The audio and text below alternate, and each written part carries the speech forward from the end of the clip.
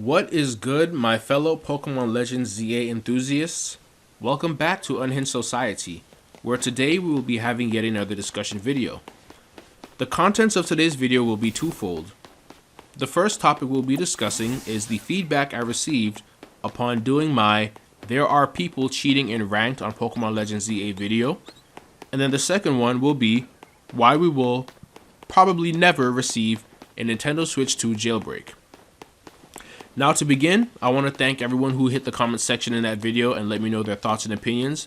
I enjoyed reading through your replies, and there are a lot of comments that I resonated with, right? However, there are some comments that I did not completely agree with. There are individuals who are actually trying to justify the cheaters' actions in them getting online and cheating in ranked battles.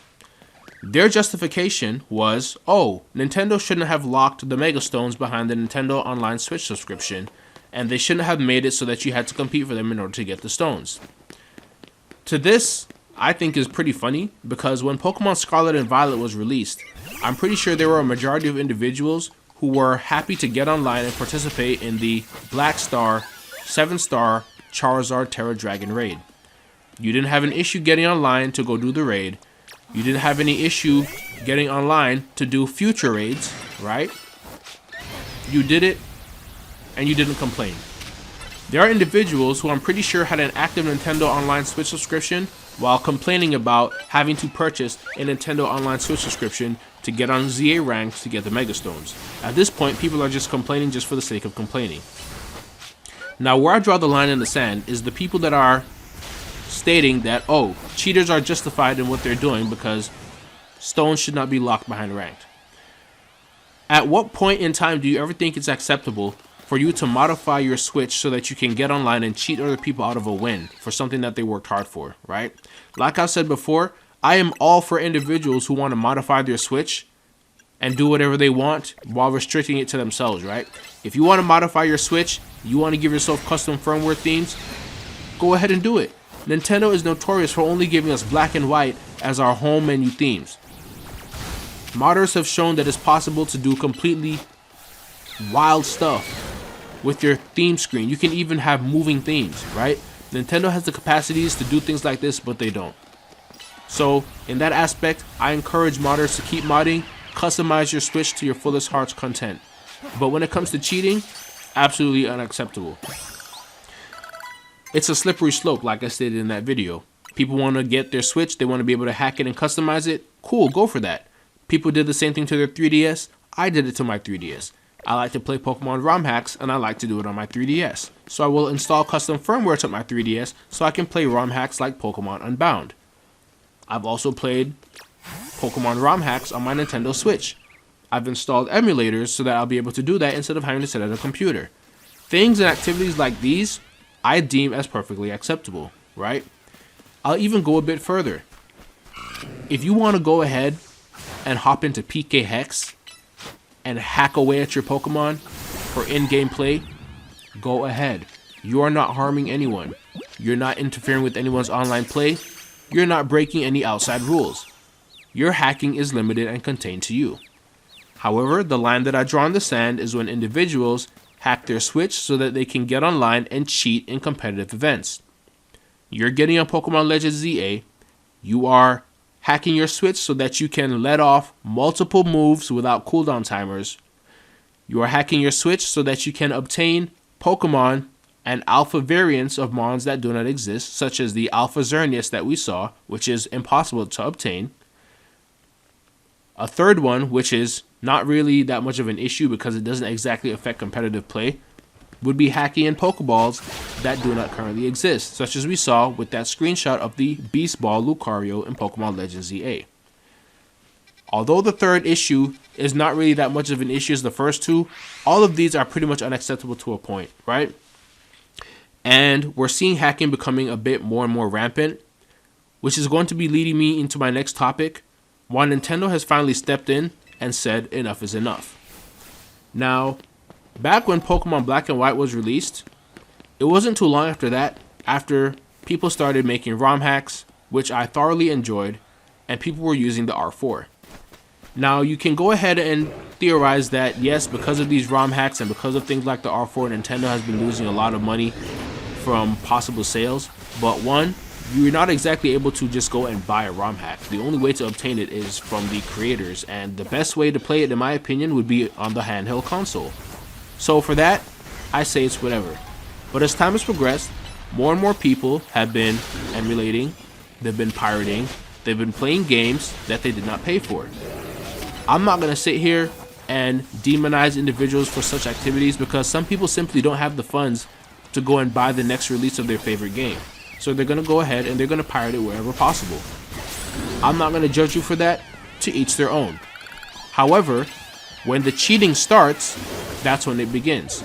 And when the cheating starts from a game that you pirated, your crimes can no longer be overlooked.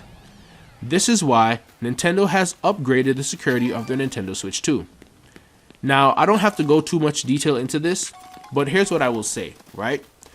The security of the Nintendo Switch 2 is leagues above the Nintendo Switch 1. There are numerous things that Nintendo has implemented to make sure that the Switch 2 is never compromised to the same extent that the Switch 1 was. For example, the Nintendo Switch has hardened their Horizon operating system, and their microservices and their code review has been stepped up.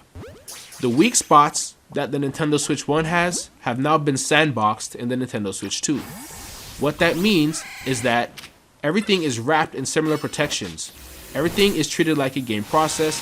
Potential weak spots are heavily sandboxed. There are also custom security processors. If any tampering is detected in the Nintendo Switch 2's hardware, it will trigger failed safes such as bricking the console, which is permanently disabling it via remote firmware updates. There is evolved NVIDIA hardware. All of the flaws that occurred on the original Switch 1's Tegra X1 chip have now been eliminated with the evolved hardware. The Nintendo Switch 2 also has anti-tamper hardware measures. They have proactive patching and they have bricking policies, and there was also a pre-launch purge which Nintendo sued the Yuzu emulator devs in 2024, which forced a $2.4 billion payout and code deletion.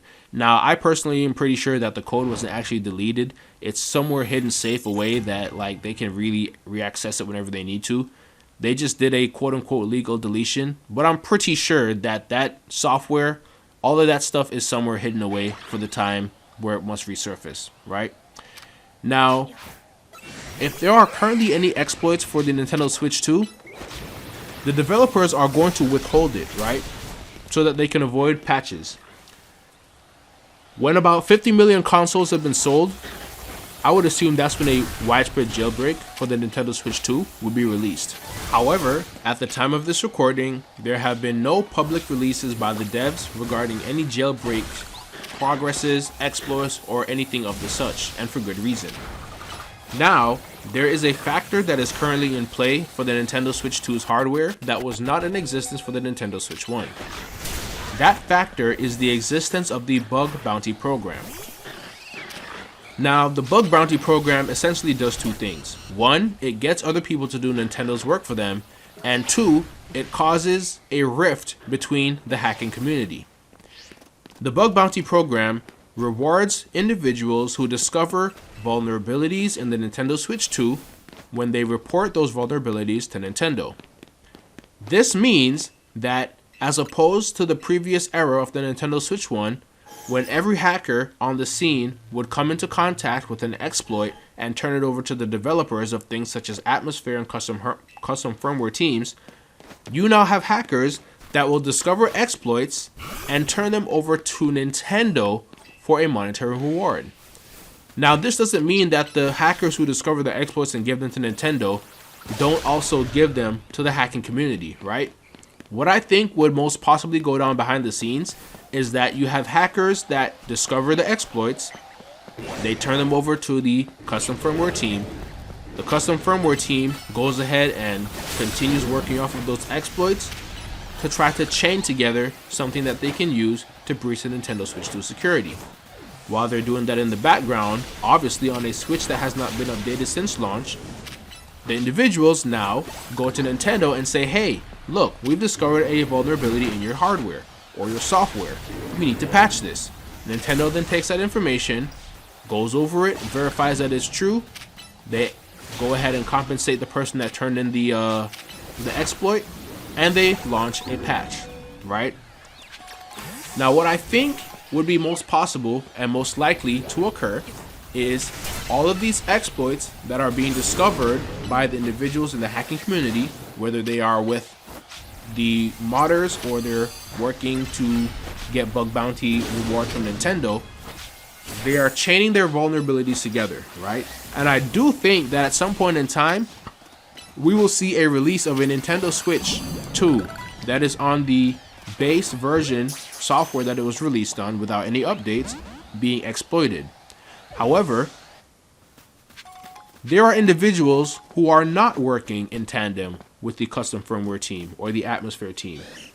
They could possibly find exploits that the Atmosphere team has not yet come across, and they can turn those into Nintendo, and a Nintendo releasing future patches could accidentally or actually brick what the Atmosphere team has been working on. That would be the middling case scenario. The worst case scenario is that every single exploit that is discovered gets turned over to Nintendo. Nintendo patches it out, and people are just left with no option. The best case scenario is that people are chaining together exploits, and a jailbreak is already farther in the works, and that it can actually come out sooner than expected. But, like I said before, the bug bounty program is in effect. There are individuals that are not working with hackers at all. They're finding exploits, they're turning them over to Nintendo. Nintendo is taking action, and they're reeling out the updates. Because the original Switch was so easily hackable, it's turning off a lot of individuals from attempting to hack the Switch 2. The Switch 2's hardware security is basically like preparing a puffer fish for dinner. You have to cut around the vital organs that can leak the poison. Any mistakes will lead to a unusable meal. Basically the same for the Nintendo Switch 2. You want to go ahead and mess around with the hardware. If you slip up even once, the console is cooked, which means that a lot of individuals would have to purchase multiple Switch 2s in order to mess with the hardware to even get close to making a jailbreak. That's a lot of money coming out of the pocket for experimental occasions, right? That's $450 every time that you fail. You accidentally trigger a brick of your console, now you can't use it. That's another $450 you got to spend, and now you have to do everything that you did over again. So this is going to be a very expensive process. I'm not saying anything is impossible, right? Some of you need to understand the difference between the word impossible and improbable, right? Is it possible to jailbreak the Nintendo Switch 2? 100%. Is it probable that the Nintendo Switch 2 will be jailbroken? Highly unlikely. Nintendo has taken lessons that they've learned from the Nintendo Switch 1's vulnerability, and they have applied it to the Nintendo Switch 2. There is a reason why the Nintendo Switch 2 has not been jailbroken, even though it's been released for some months already. You can go ahead and compare how long it took to jailbreak the Switch 1 to the current status, but things are very different this time. Experts are predicting a full kernel exploit in about 1 to 5 years, potentially via overlooked third-party code or supply chain flaws, because Nintendo's track record isn't flawless, right? However, the jailbroken state of the Nintendo Switch 1 is completely different from the Switch 2's unjailbrokenness, right? The Switch 2's ability to be not jailbroken is not luck. It's engineered resilience from Nintendo over the times of them having their consoles hacked into. So, the userland win shows that the community is probing, but escalating to kernel exploits will demand overcoming a layered defense that has evolved far further beyond 2017's technology. So, for right now, Nintendo is up, the hackers are down, and if you want to mod things, it's best for you to just stick to the Nintendo Switch 1, because although the Nintendo Switch 2 is a delicious console that getting custom firmware running on that would be a dream, it is highly unlikely, right? That's a powerful console. Having custom firmware running on that thing would be amazing, but it's highly unlikely, like I just said. So I just went over a bunch of specifics which in this video should explain to you why the Nintendo Switch 2 is highly unlikely to be jailbroken, and you should probably just plan to not be able to hack in future Pokemon games, such as the upcoming Gen 10, or having to buy all releases by Nintendo when they are released, right? Nintendo's ultimate goal probably does not lie in its consoles being unjailbreakable forever, right? That would be the ideal situation, but Nintendo's objective here isn't necessarily to be an impenetrable fortress, right? What they really want to do is keep their consoles' security locked down long enough so that they can make all the money that they need to make off of releasing future titles without losing any money to piracy, right? Nintendo isn't going back in time, or Nintendo isn't turning its direction or its gaze or its priorities to the Nintendo DS or the Nintendo 3DS. Nintendo isn't currently making software patches or system patches for the Nintendo 3DS. They're not worried about Nintendo 3DS security. It's in the past. It's done.